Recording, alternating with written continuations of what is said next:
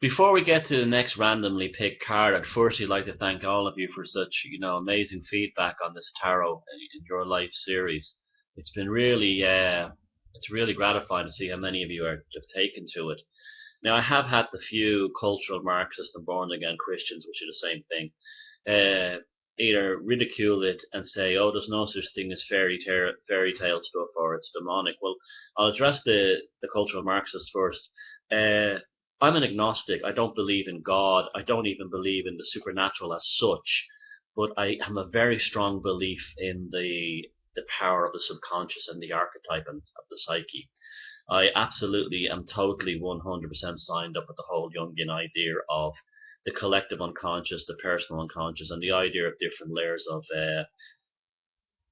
aspects of the psyche. And through using things like the tarot cards, and other people have mentioned the rune and the I Ching, all great things. Although I don't have a lot of experience with the I Ching at all, I have a bit of experience with the runes, and the runes is fabulous as well.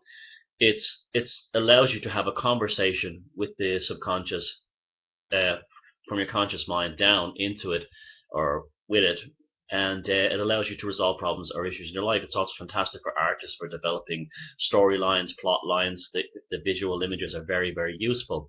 So now that we've cleared that up, today's card is the four of coins, the four of pentacles, the four of discs, the four of dinars, whatever you want to call it, but the four of coins. Because we are now in the suite of coins, the pips of coins, we are concerned in the Jungian sense with the sensation of the feminine. And because it's the feminine, it's then related to the material world. Now, this card is an interesting one in the portrayal in the Rider-Waite deck. If you look at this gentleman here, he has four coins. He has two under his feet, one in his arm, and one on top of his head. And behind him is a large commercial center or a city. And so the archetype and the narrative is revealed in the way this is laid out.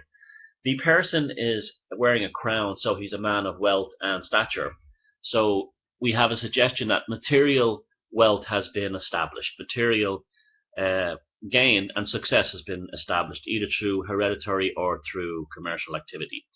Now, the two coins under his feet represent the money in the bank, and I'll get back to that in a minute. He has them. That's his reserve. That's his cash reserve, his financial reserve, his war chest, whatever. The one in his hand, which he looks like he's spinning, represents the dealings, the money that he has put aside to deal with. So this is his bargaining chip. This is his investment money. And the one on the top of his head above his crown represents the yet unrealized material success that's coming his way through the investments. So it's a wonderful allegory and pictorial, symbology of how powerful and wonderful money and cash is when you look at it the right way. Some is a reserve, some is the currency that you keep flowing, and others is the material projection into the future and the desire to increase your material wealth. Wonderful stuff. Now, the negative sides of the card are the buildings in the background. On the right hand side of,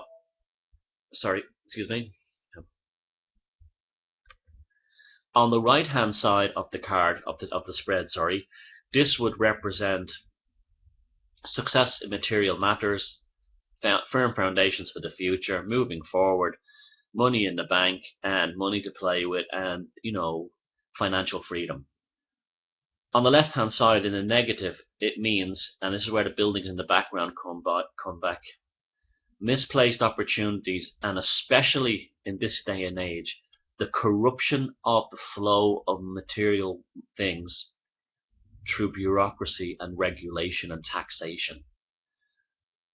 So if you were to have tax troubles and you were contemplating that, you would think of this on the right hand side, and you'd realize that you have to escape from the bureaucracy represented by the tall buildings in the background, which are also banks, which will also rob you.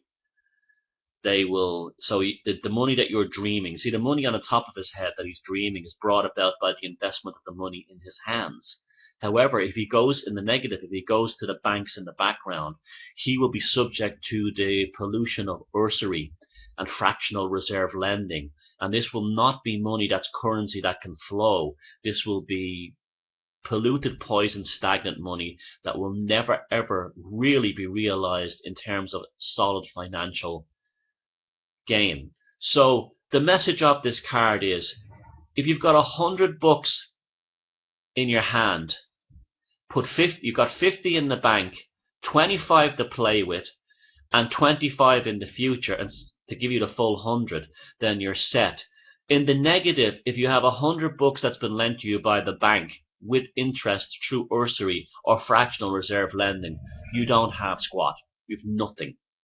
The Four of Coins, the card that represents the power of money and the monstrosity of bureaucracy, taxation, regulation, usury, and fractional reserve lending. Thank you very much.